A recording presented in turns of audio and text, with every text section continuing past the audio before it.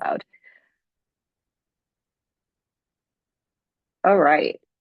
So, welcome to the monthly Jim Dwyer Student Journalism Workshop that we host. Thanks to everyone for joining. This time, in response to the demand, I would say, or requests from some of our students, we want to explore different careers that you can do when you have some journalism experience. So, that's what all four of our guests are going to talk about tonight.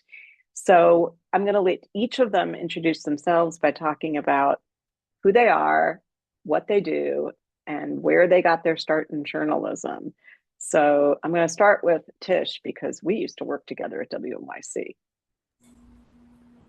Did. Good afternoon, everyone, and thank you so much, Beth, for the chance. I love talking and chatting and just sharing my experience. So it was circuitous. It was I wasn't only a journalist. I actually started off in social work, case management, with people with mental health issues, and wound up at J school after getting burned out. And really, I always knew that I love journalism, always loved news, and telling stories. And so I was fortunate enough after journalism school to land at the Bronx Times. So I was a local newspaper reporter for a while. So much fun.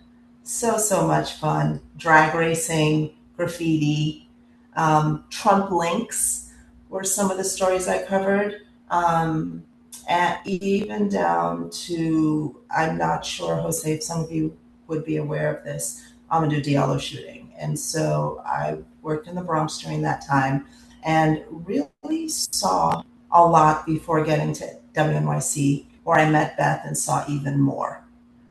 Um, so journalism is absolutely a journey. I think it requires a lot of curiosity. I think it requires a lot of excitement.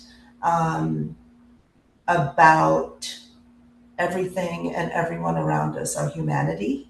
And I think that's why I wound up at WNYC and not 1010 Wins or ABC Radio, because there was really an opportunity to tell a story. Um, and that has served me really, really well as I've gone through my career.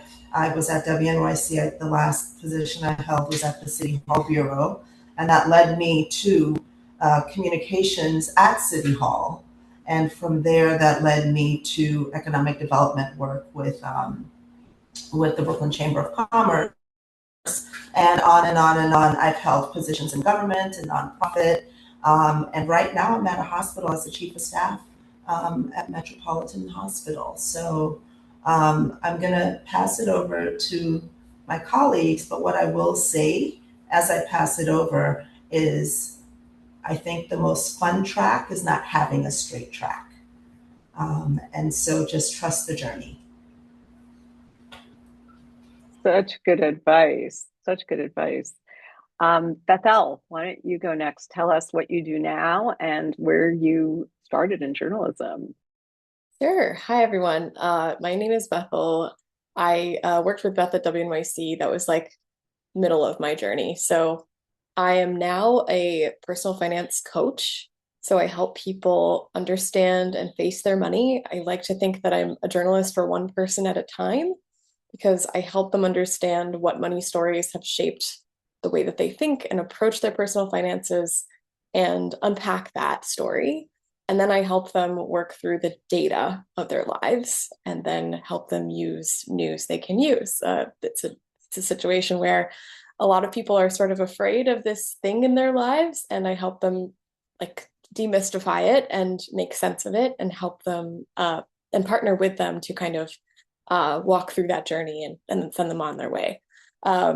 So I love that I was able to sort of create a career that feels like a hybrid between journalism and something that's very practical and tangible. That's one thing about journalism. Sometimes you don't always see, I mean, I guess investigative reporters who have like, I don't know, policy change as a result of their story. That's a very exciting process. But a lot of the work that I did was narrative audio storytelling.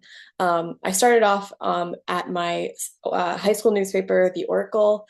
Our mascot was the Spartan, so we were the voice of our school.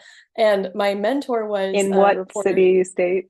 in Springfield, Virginia, in Northern Okay, Virginia. thanks. And our advisor was a reporter on the Dallas Morning News. So she was very serious about journalism and really taught us in a way that I, really internalized. She taught us how to question the way, systems, the way things are, and to advocate for the people who are kind of under and living within those systems. So she really made it clear to us that we were practicing our First Amendment rights as students, and we were legitimate journalists as high schoolers. So I took that really seriously. We took ourselves very seriously. I went on to do news and reporting at University of Virginia, where I went to undergrad. And then I graduated in the recession. So I didn't have a journalism job. Everything was on fire. The New York Times wasn't making any money. So I did nonprofit management for a little while. Again, the zigzag, as Tish mentioned. And then I went to J school and learned all the multimedia journalism skills I knew I needed to kind of exist in the digital marketplace. Before that, I was just like news writing and writing leads. And then yeah, transitioned into audio journalism and narrative storytelling, and really getting to the deepest bits of how people kind of walk through the world. And I really loved having that close angle perspective and understanding and empathizing with people. So I think the biggest things that journalism gives you at a very early age is the ability to really tune in and listen and hear people's stories, and those listening skills will serve you way beyond this field. And I still use them to this day. So I'll pass it on. Thanks, Bethel. Nadine, let's hear from you and where you work now and how journalism informed that journey. Thank you. Yes, my name is Nadine Cheung, and I am currently at Meta. I'll start with how I got started. I worked for my school newspaper at Rutgers University in New Jersey. It's called the Daily Targum. I did study journalism. And I loved that major so much that our communications and journalism school was incredible, and it just had, such a great curriculum. But I also had my sights on more like magazine journalism and writing about music. So for my newspaper, I wrote about bands, and I would go to concerts and review them and kind of, tell about what happened, anything interesting. So I wasn't doing any real like hard news reporting. But it's still, still had to get in the who, what, why, where, when. And I think that all the skills that I learned in school and from my experience at the newspaper, I mean, to this day serve me. I did start out in writing. I actually went to the music industry, and then on the side, I was writing for music magazines and music websites. And then I just started to keep getting jobs through my writing that maybe necessarily weren't journalistic in the traditional sense, but in every job that I've ever had, I have used those same skills. And like Leticia said, and I think Bethel also touched upon, it's really about storytelling. And I think today, more than ever in the world that we're in, it's everything is about good storytelling. And the foundation of that are these skills that you learn through journalism. So today I work at Meta and I create content for social media. And even in, my little videos that are set up to get, likes and engagement and all that stuff, I am interviewing people on the fly about their small businesses. I am trying to craft a story, whether it's through video or stills, and it's still the foundational aspects of journalism that I'm using.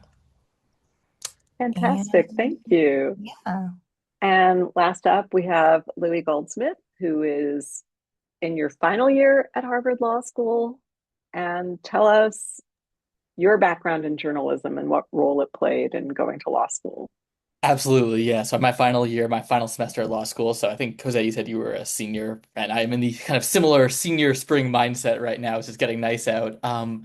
I worked at my student's paper. It was the Sagamore. It's now called the Cypress at Brookline High School, which is a town outside of Boston, and that was the formative experience for me throughout high school and then going forward.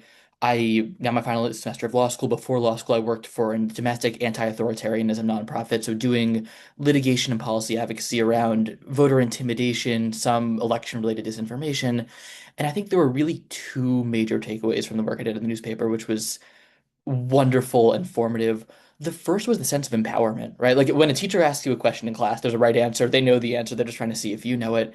When you're on newspaper, you're really making decisions. You're thinking, what do we want to cover? How do we want to cover it? How do we want to tell these stories? And I remember when I was a junior in high school, I believe, the school district was looking for a new superintendent.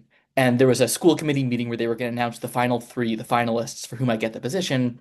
And my journalism advisor asked, "Oh, do you want to go to the meeting?" And I initially, was hesitant. I had baseball practice before. I'd be showing up, a little disheveled and probably smelly, not the person you want to be sitting next to. And I had the inclination like, "Oh, someone else will do it." And she said to me, "It's not like CNN's going to be there. It's not like there's someone else who's going to be filling this gap. If we want to tell the story, it has to be us." And that's really stuck with me because in most, jobs you'll have, really, whether you're in journalism or elsewhere, if you see something, there's no guarantee that someone else is going to see it. If you're litigating a case and the other side makes a bad argument, maybe one of your, other lawyers in the case will see it, maybe not. And if you feel empowered and confident to speak up and say, this is something we ought to be doing, or this is something we ought not to be doing, that's really, really powerful. So that's one.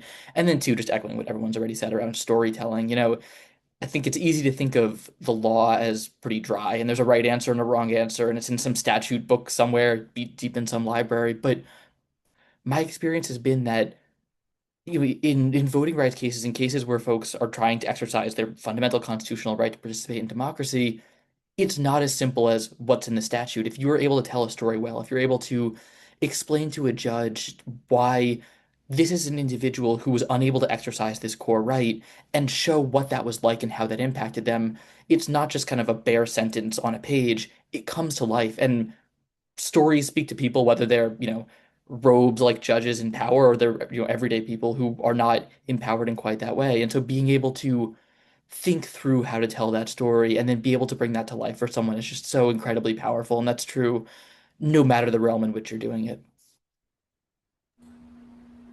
And Thank you. I just want to add, if it's okay, a lot of what Louis said really resonated with me. One of my jobs in government was working with the New York City Public Advocate, who is still the New York City Public Advocate. Um, and in seeing trends, and this comes from journalism, because you really think deeply and you look past the superficial. And in working as his press secretary, you take those skills. And one of the things I really picked up on was Black maternal health. And in as a Black woman, bringing my own life experience and understanding how to research and who to talk to and how to track a trend, I really pushed him on Black maternal health, and we wound up introducing and pulling together a coalition that passed the Black maternal health bill for New York City. And I was really proud when he called me out at the City Council bill signing. But I say all that to say part of what journalism teaches you is to really cue in on the community around you in a really meaningful way and really think deeply about what you see. When you look, for example, as you're crossing the street, someone sees, the crowds. A journalist might see this intersection is probably dangerous. A journalist might see, why are there so many new colored cars? It's those little things, those little details, and thinking beyond what's in front of you that I think that's what journalism has given to me. And I've taken that every place that I've gone. So just wanted to add that. Thank you for adding that, because that storytelling, that ability to connect the dots, that's important for so many things. I'm sure it's come up for you. You've all talked about it in different ways. I don't know if there's one specific example like what Tish just gave that Bethel or Nadine would like to add, just the way Louis was talking about making arguments to a judge.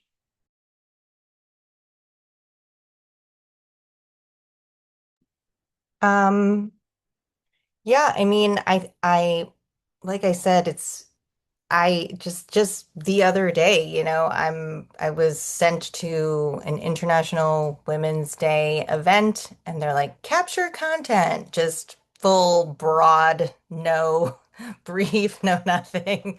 And so I ended up meeting a small business owner, and he was a co-founder of this press-on nail company, and they're just, trying to basically sell people press-on nails, but he was an Asian entrepreneur, and we have an Asian channel that I don't typically work for, but I identified that this man had a small business and that's part of their content remit. So I just did an interview on the fly. I didn't know that he was going to be there. I didn't prepare. And, but just tapping into what I've learned and been utilizing for all these years, it's not difficult for me to, ask him questions and then hear what he's saying. You're processing it in real time, and then asking up follow-up stuff. It's probably a little more on the nose than, doing some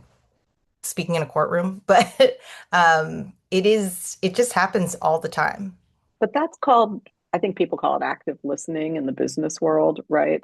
Like, how many of us have met somebody or even gone on a date with somebody who doesn't ask you a single question about yourself, right? You Yes. think this is something so basic, but it's not for many people to be able to listen, to ask follow-up questions. That's something you learn in journalism. And probably the reason you're drawn to journalism is because you like doing that to begin with. It's a chicken and egg thing. But when you have those skills, you realize that a lot of people don't. And it's an attractive skill set to have that you can listen, that you can think on the fly. You didn't have to know too much about the press on nails in order to ask questions about it. That other person that doesn't know, you're filling in for them. You're the proxy for the reader, the viewer in your case. Um, do you have another example, Bethel, that you'd want to give? I was thinking about like drawing out the stories from my clients about how they what kind of stories they're carrying about their experiences with a mentor or a parent or a caregiver, and what they were taught about personal finances and when they were taught it. And a lot of the times people end up as, adults in their 20s or 30s and say like, why didn't I know enough about how to manage my finances now? And sometimes we can look back at that story and say, and it can be a little bit empowering to just say like, at what point were you ever taught this? At what point did your school set you aside and have a class? Like it kind of showing people in a very meta way the ways in which their own story kind of impact their lives now. So it's a little bit backward. Like I feel like I'm showing people um, a method for understanding and thinking like a journalist. Like where is the cause and effect in their lives, and where can they, I don't know, go a little easier on themselves as a result. I find that storytelling can be kind of healing in a way. Um, That's so true. And it's the reason so many people are willing to sit for an interview because you're giving them voice. Not enough people ask them, what do you think? Nadine, I see you raising your hand. What would you like to add?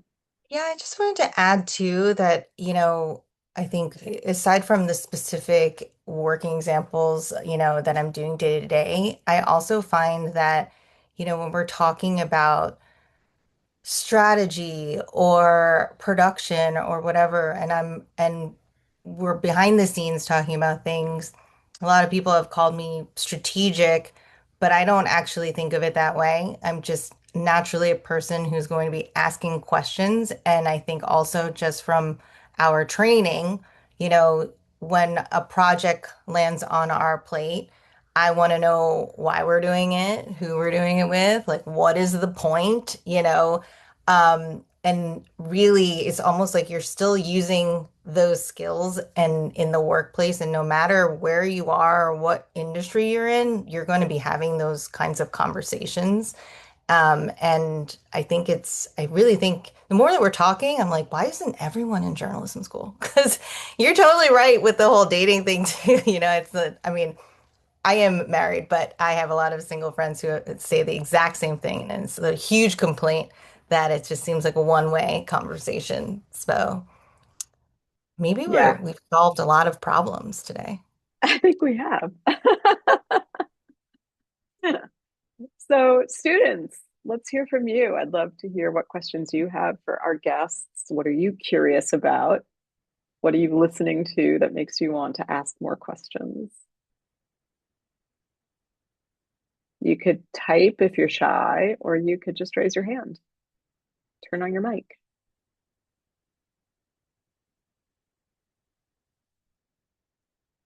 These are four very different career options that we're hearing from, which shows journalism can take you anywhere, Well, I think. maybe, I mean, if we don't have questions, but maybe since there's just a few students in the room, maybe you could tell us a little bit about what you have your sights on. Yeah, great idea. Who wants to start? Maybe Jose, because you're graduating. I can start, yeah. Thanks. Um, so for I started like the Belmont Bulletin is what we call it because my school is the Belmont Preparatory High School. I started last year, junior year. Um, or wait, do you want me to say like how I founded it or like how I got to it? How I founded it? I it wasn't really like it's hard to say. I never had a journalism class or anything. Or oh, Ryan asked the question in chat. Should I keep going or yeah? I think Keep Okay. you going. have time. I think we have time Uh, for both of your questions and uh, comments. um. So we never had a journalism class and we don't really have like my school is very under-resourced. We don't have a lot of stuff. But I noticed a lot. I worked at a law firm over the summer. And I noticed a lot of like issues where it's a common like theme where a lot of people want to get their voice out and they can't. And I was just talking with some friends one day. We were just talking about like some local issues because I'm like the news guy. Whenever there's something important and there's a new issue, they're like, "Oh, Jose, what happened? Tell me about it." And I'm like, "Oh, there's a lot of people that don't know what's going on." So I asked like one of my best friends, like, "Hey, do you think it would be a good idea to start a newspaper?" And they were like, "Yeah, ask the principal." And this was also the principal's last year.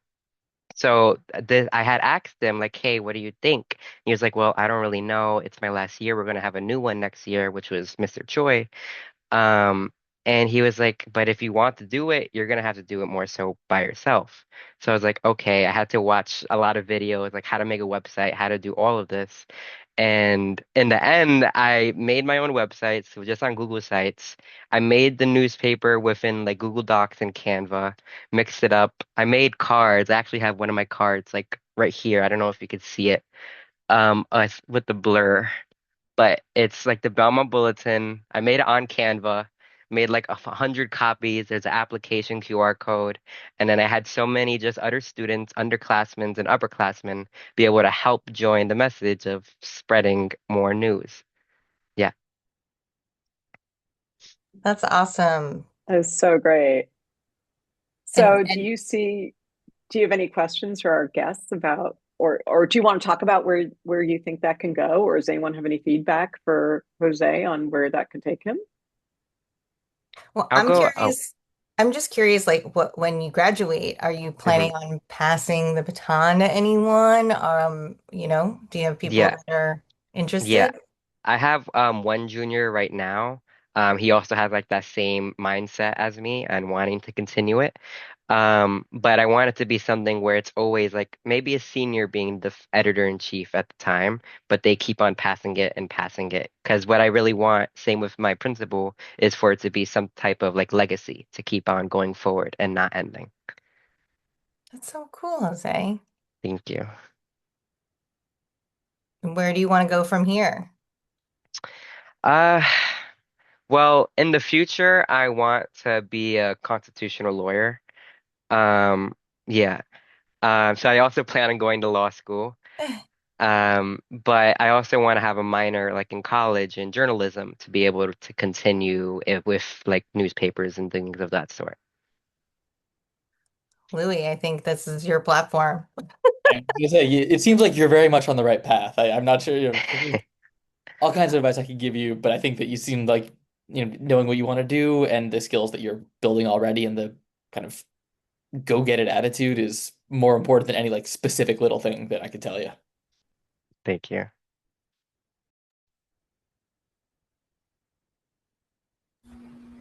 Well, I know one thing about the law that's different from journalism, though.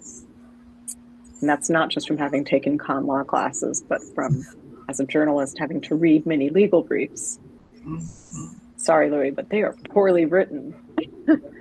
The law is so specific that it is unreadable because everything has to be clarified with so many caveats that it's really hard to read. And it's like a pleasure when you can read a brief from a lawyer that makes sense. I don't know if that means do you think that your good writing skills, Louis, make you stand out for having worked at the student newspaper? Do you think that you write a little differently than other law school students?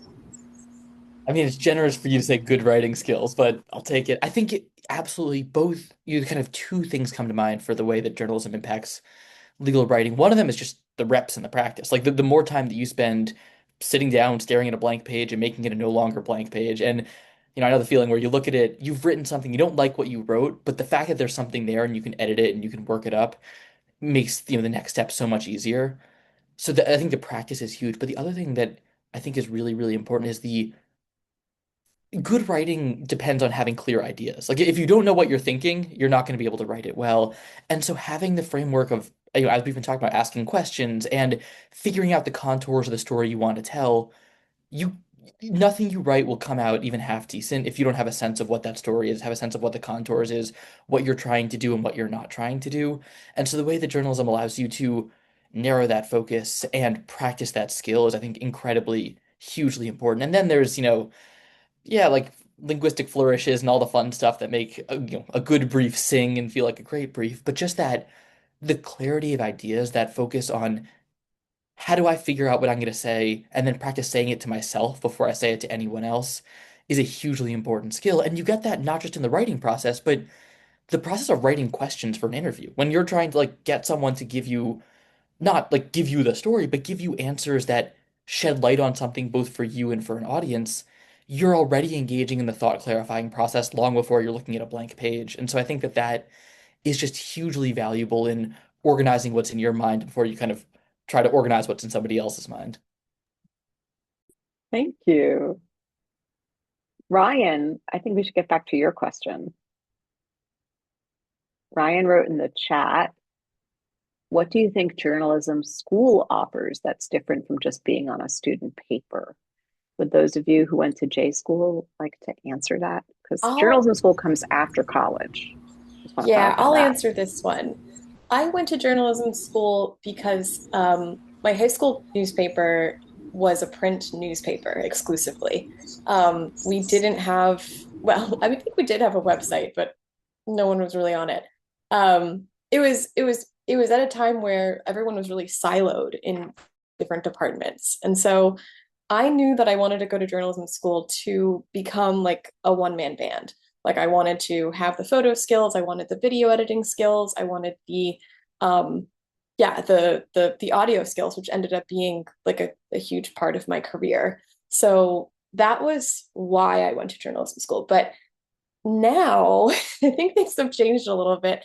I think the fundamentals, I got a lot more out of my college newspaper experience than I did from journalism school itself. Like I got to expand on the skills that I had in journalism school, but uh, I think that it's a lot of money I paid off my student loan debt, all of it, in 2 years. So that's kind of why I went into this personal finance journey, because I just think that I didn't go in with a fully informed understanding of how much debt I was taking on. And anyway, I digress. I just think that, like, if you go to journalism school, really think about it, and that the reps that you can get from being on a college newspaper can tend to supplement that experience. So, and then I would just add for Jose, like, another great pre-law major is philosophy, which I definitely found that being a philosophy undergrad, like, it was helped by being a journalism student. So, or on the student newspaper, the clarity of ideas, etc. I feel like I'm I know, losing that, no, I but know Tish also went to J school, but I just want to say that on the subject of college newspaper, I did not work at my high school newspaper. I worked at my college newspaper. And like you, Nadine, I'm looking at you right now, I worked on the arts section. I had no idea I was going to be interested in news. It taught me the skills, the same skills writing for arts that you need to write about news. I thought I wanted to be in the music industry. I saw a lot of bands. I wrote about bands. I interviewed bands. And then I started doing other things. And my first job after college was at a chain of weekly newspapers, which, there's very few of those left these days. But everyone at my college newspaper got internships over the summer at newspapers. And that gave them experience that they used to get jobs. The world has changed a lot since then, though. I don't know if you can get as much experience as an intern as we used to decades ago, because there's fewer news operations, fewer news outlets. However, I've heard people say that journalism school is very effective if you did not have the experience of working in your high school or college newspaper. It can restart your career, or it could be really useful just for getting you the connections. The CUNY Graduate School of Journalism, I believe it's going to be free starting next year, Lara. Is that right? Yeah. Columbia is very expensive, but the CUNY Newmark Graduate School of Journalism is free. And it's a 3 semester long program, or is it 2 full years? Can't remember now. Laura, what do you know? I think you're right with 3 semesters. And they do a capstone project, and the school places them in internships. So that's a really good career accelerator. What do you think, Tish? You went to Columbia. Do you think that's something So that everything that you students should just consider? said. Yeah. What? For someone with no experience, I was that person. I knew what I loved. I was in, mental health work and just knew I needed to leave. And so someone said, "Oh, you should apply to Columbia." And I did. Didn't think I would get in, but I did. And for someone with no experience, other than a love of news and a love of writing and a love of storytelling, perfect. What I paid for, I think, was the network. I know that when I walked through the doors of WNYC and even worked at the newspaper, there were things there that I learned that I didn't learn in journalism school. But conversely, there were things that I learned in journalism school that gave me the foundation I needed. Now, when I look back at the cost, I wish there was a CUNY. I just finished paying off my student loans. And if there were a CUNY, that's probably where I would have gone. But without journalism experience, I would not have probably learned how to write a proper lead or a proper net graph. I would not have understood that while I was interested in television news magazines, that I absolutely would fall in love with radio, which is where I ultimately landed. So I think there are pros and cons for both. And it's really important that you take a step back and figure out what feels right for you and what applies to where you are in life at the moment. Right, because you haven't even gone to college yet. Yeah. Yeah, I was And gonna add that I chose journalism as an undergrad major. So as I didn't, opt for grad school in journalism, but I also had this same kind of, weighing of options. And although I really was interested in English, um, I, to be very frank, I thought it might be too hard. And I thought it was going to be too difficult. But I also thought, well, with journalism, I'm actually learning a skill. Um, Not that English isn't a skill or reading and interpreting all the literary works is not, but I felt like it was more practical. And although I did go to college a long time ago, um, I do remember it was in addition to what everyone's saying about connecting you with networks and all that, it also showed me different mediums. It wasn't just newspaper writing. We had a TV class. Like we were behind cameras and working the little Chiron machine and whatnot. And there was another class where we were watching films and comparing text and all that, so you're really exercising all these different avenues and parts of your brain that it's not just, print. And I think nowadays, as we're moving into, different forms of journalism, TikTok journalism, whatever. I think that's something to consider as well. That whereas if you're just working at a newspaper, you might just be exposed to one kind of journalism. Although increasingly, I think it's all mashing together. When I left WNYC 4 or 5 years ago, by the time I left, I had started off doing radio stories only, audio journalism. By the time I left, I was also writing an article to go with each radio story. Sometimes I would barely do a radio story. It might just be a small newscast item, but I would write a 500-word article for the website about it. And I was taking photos, and occasionally I would take a video. So you had to be a one man, one woman Yeah, band. they're really And working us out here. they do. They do. It's tough. But it teaches you so many things. And then you have to do all of that on deadline. Right. By the way, I just remembered I got into Columbia Journalism School and I chose not to go because I took an internship at a public radio show. And I went there and worked there at night and I had a job during the day. So I thought, rather than spend all that money to go to journalism school, I'm just going to use my time after work to do it. And thankfully, it all worked out for me. But again, I don't know how many of those opportunities there are for internships like there were when we were all younger. So maybe journalism school is more important than it used to be, or maybe you can get all those same skills at the student newspaper at your college that you're getting a taste of now in high school. So that satisfy your question, Ryan? And do you have any more? And how about you, Zamir? Yeah, that answered it. I have one follow-up question to that. Um, I'm not trashing journalism school at all, but I wanted to ask, I believe, actually not journalism school, but I believe journalism is the most or one of the most regretted majors. And why do you think that is? Wait, what's your source? Where'd you get that? Um, I'm not confident.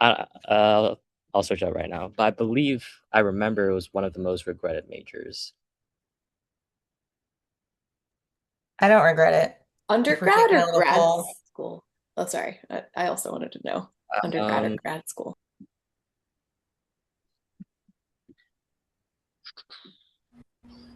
the I don't regret it at all. Um, I think that the untrained me thought critically and wanted to know more, and the trained me wanted to dig even deeper and benefited from the mentors that I had, from being pushed and challenged by colleagues um, to think more deeply, and the friendly competition that came with it. So I wouldn't say I regretted it because I've taken it everywhere with me. And while I'm not a journalist now, so much of what we continue to do is about telling stories, even marketing. I mean, chief of staff at a hospital, I write my CEO's remarks. I help him tell his story. Um, as chief of staff, the public affairs team, I push them even harder. Like, you can do better telling this story. And I tell them how to pitch stories so that people learn more about what we do in our community. We serve a really, really underserved community. Um, and journalism, being a journalism school and being a journalist taught me how to advocate, and taught me the importance of justice. Yeah, I mean, Beth can tell you we reported through 9/11, the blackout, bombing on Staten Island. I learned so much about who we are as New Yorkers. And the New York culture is one thing, but it's also the cultures within our culture that are super important. And I take that with me. You become that advocate and you become a voice wherever you go. And so when I think about whether or not I regret it, no. I think about, I have a daughter who is actually starting college in the fall. Jose, she's going to be in your class of graduating students, God willing. But watching her write her personal essay, she's telling her story, and that's a form of journalism. As a child with ADHD, she learned a lot about neurodivergence and how to incorporate that into her story. And it also is a different view on life, I think. So, not a regret at all. I think, like I said to Jose, you really just need to figure out where you are and what's right for you personally at any given moment. Because what's right now is not going to be right 2 years from now. So I second that. Second the winding road, and don't think that whatever you choose now you're going to be stuck with for the rest of your life. That is 1,000% not true. And I think if anything, that one of the big takeaways is that you can use journalism in any industry. So I hope you guys don't feel locked in if you make that choice. And I agree. I don't regret it at all. I would 100% do it again. And I think maybe we should check that source, Ryan, and see what the context of that was. I wonder if it was regretting financially, or maybe some people were like, oh, I should have been a trader, that kind of stuff. So, Um, I don't think this is the best, but it's on ZipRecruiter. They did a survey in 2022 based off of 1,500 job seekers. And it says 87% of graduates regret choosing journalism. But thank you both for your input and answers. That answers my question. That's so interesting. And I wonder if it's that they majored in journalism or that they had a career in journalism. And Laura's asking, what was their top choice? Um, Does it say? send us the link. Put the link in the chat. Okay, top one was computer and information sciences, the most unregretted. I sent the link in the chat. Okay, thanks. Just saying, that sounds like money. That sounds like the money. Oh, these are college majors. Yeah. I mean, I think that goes back to, the cost benefit feeling there. I got into Columbia. I didn't go because Northwestern gave me $20K. So I chose Northwestern. I also thought about opportunity cost. I didn't want to be in school for 2 years. So I only looked at 1 year programs. So there's a way of being strategic about the investment that it is. And the reality that when you start off, the job market may not look so hot. So what are ways in which you can kind of be strategic about that there? And I don't want to underplay that I don't know. I don't want to. I think that it's a legitimate thing that you brought up, Ryan, and I applaud you for bringing such a challenging question and bringing receipts. So Yeah, definitely. And with AI, I don't know, I'm hearing all these concerns that the people with computer science degrees are being replaced by forms of AI. And just like we worry that journalism can be replaced by AI, I think being a good writer and researcher and fact checker, no, you have to have humans controlling the AI and verifying it. You know, those are the skills you learn in journalism. Hmm. I Really agree. I great agree. topic. Yeah, I definitely agree 100% with the AI. I think that one of the things my boss values now is that he can say, Tish, I need something, and in 2 seconds I can write it up. And because I read a lot, I, know where to go for the facts, and I know how to pull them out and pull them together.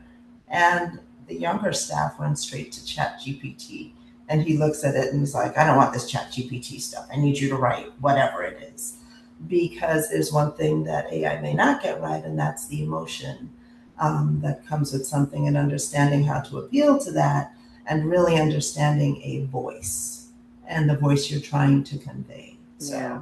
So, but Nadine it's added real. Money. she added the New York Times, the daily podcast about the big tech told the kids to code and the jobs didn't follow. That's So just my that's in the sassy chat too. response to that ZipRecruiter article. Yeah. I think we need an updated survey. Yeah. Zamir, we haven't heard from you yet. Do you have any questions or comments? Or I know you're still a junior. Anything else you'd want to add? I mean, hey, can you hear me? Hey, my mic sometimes is like not working properly. You can hear me, right? yeah, Yeah. Okay. So first of all, I'm glad that I'm here, and it's just always interesting to learn about journalism because I just like the way I joined the journalism. It was just so random because I was called by a teacher and because like he saw me and he said like journalism is gonna help your writing skills because I'm still an immigrant and I'm still learning English, and as I'm learning it more and more, like I'm reading like the New York Times articles and stuff. It's just getting more interesting to me.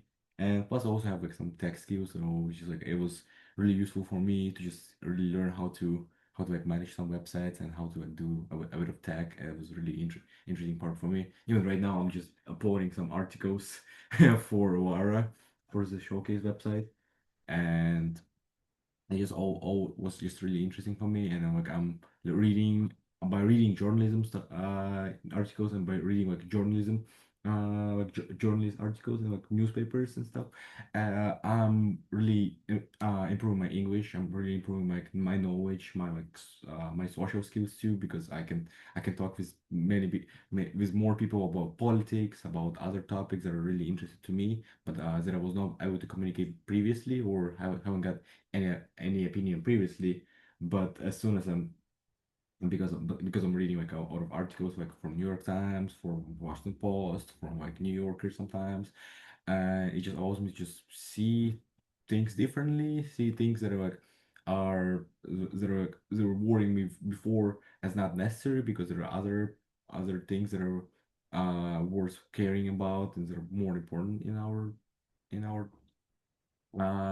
time in our current, but also allows me to just be aware of like what's happening in the world actually, and the whole journalism profession and all the journalism major is like really interesting for me.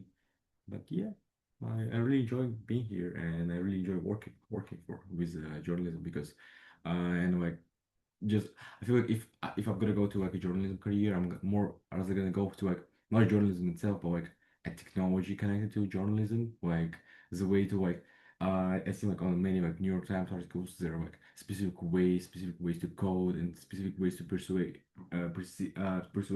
the information, because they're not only like just text and just images. There's sometimes like a virtual rooms. There's like for example, like, there's like a recent article by where the New York Times was showing up the 3D version of the Trump's Oval Office with all of his own portraits. That was really interesting, and I was really interested in like a tech side of it because sometimes visuals are also persuasive, better persuasive for for a higher audience. So that's what interests me too, and the way how words work. Yeah, That's it's just true. yeah, Thanks for bringing that up because that's a whole other side of journalism is the people who do yes, the data journalism and the yes, people who do the data graphics. analysis, everything.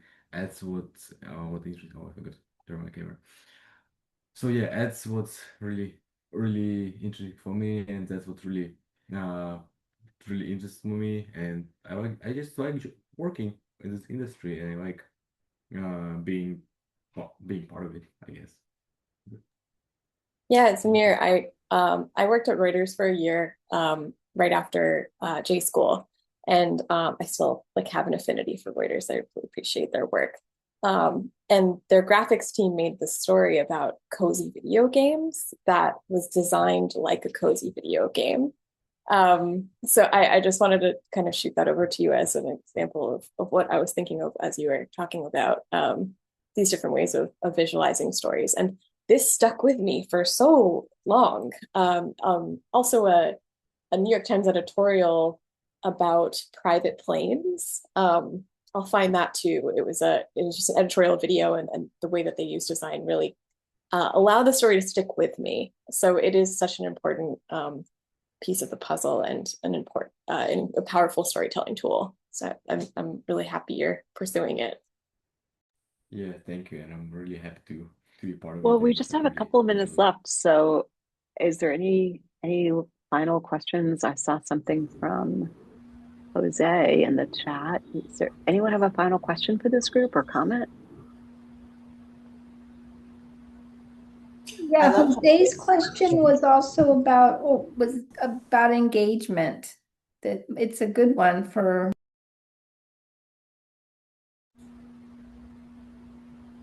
That's what I was thinking about too. Jose's question is a fantastic one. Are Could you someone read talking, it Jose? aloud, please? Oh, yeah.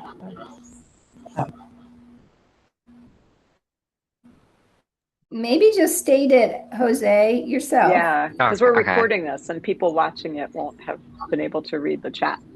Okay. I said this is more of a broad question for the future of my school's newspaper, but because high schoolers generally don't have a super long attention span, what would you say is one of the most important things to focus on to ensure that there is the most efficient engagement as possible?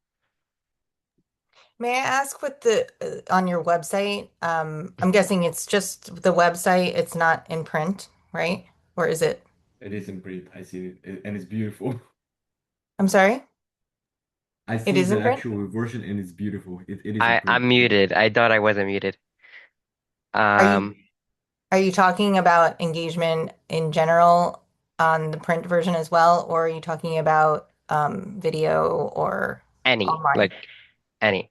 Because we mainly just do print, but should we, you think, switch to doing kind of more both? Because we have one video when we were running for like president in our school for like senior government, student government, and we did one like video. And that one had the most traction where people were actually watching it and inter talking about it like during class. But the other ones weren't as much, they weren't as engaging. So what would be like more, how to make it more efficient, basically. And I also attached the link to the website. I made it all by myself. I have to update it because those photos are like a decade old and doesn't help we don't have phones now. But um, I made the website, everything there all by myself, every page, everything.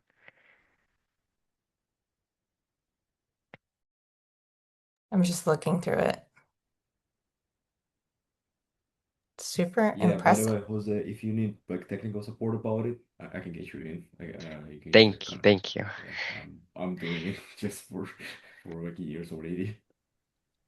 I also recommend AI for any coding help. Um, Google says it's not very, about coding. It's more about like drag and drop, I believe. It's like really visual and really it's just like it just takes time to just like maneuver and do it, but like it's really mhm. intuitive. It's not doesn't require coding. That's why I prefer it to like some of the WoW some low, not high engaging website because it's also free. It doesn't require you to like pay for a big subscription, as for example, Snow requires to. Do you have Jose, a, sorry, go ahead. I feel like no, I'm no. talking too much. You go, Bethel. Oh, I was just going to say, yes, like do all kinds of media. I think that I love figuring out how to best tell a story. So if if it does serve you to kind of have a visual, if you see like, I don't know, a gym needs a renovation and like you want people to actually see like the hole in the wall that the school hasn't fixed, like a video or visual story will serve that story well. If you're talking to someone about their experiences like 10 years ago in elementary school and how it's impacting their learning now, that might maybe a better clip that you have, like an audio clip of that person telling that story. But if you're dealing with people with shorter attention spans, like maybe have some shortcuts to allow them to sort of take in the story at multiple levels. I was scrolling through, or scrolling. Wow, I was flipping through a book, a physical book at Barnes and Noble today. That's where I went on my walk. And it was by Rick Rubin, and he had pages that were, you know, like longer chapters, but interspersed every once in a while, he'd have a page that was just a few lines. And it would be some takeaway from his from one of the points he was making in that chapter. So yeah, figuring out different ways to like speak to different audiences. Maybe you have someone who's just skimming the story, and you have like block quotes to be able to engage with them. I think a good place to sort of find some inspiration for this is Substack. Um, Substack article. I have a Substack. It's mostly a marketing tool at this point, but obviously like fun to write, fun to exercise some skills, some journalism skills there. But I often kind of am inspired by the way that people sort of still engage with an audience in multiple ways, on multiple levels in that way that I described. Great. I Well, think it's just too, after 6. Jose, I'll just say if you want to talk with us later, we can, because this Yeah, audience engagement is something we work with schools on all the time, and there are definitely some things, you know, to think about, and would love to give you some thoughts that we share. So, definitely. yeah. Thanks, Laura. All right. Well, it's just after 6. I want to thank everybody for coming to this and for agreeing to be recorded, because now we're going to share all of this advice with other people. And it's a beautiful night. Go out there, enjoy it while you still can. Thank you so much to Bethel, to Tish, to Nadine, and to Louie for your advice and for your questions, Jose, Ryan, and Zamir. And just thank you again. Have a great evening. This has been such a fantastic lesson for everybody. And I just want to thank Zamir, Jose, and Ryan for carrying the torch. You Yes. all are absolutely incredible and you are so needed. Thank you, thank you, thank you. Thank you. True. All right. Have a good night, everyone. Thank you. Thank you. Have a good night. Thank you.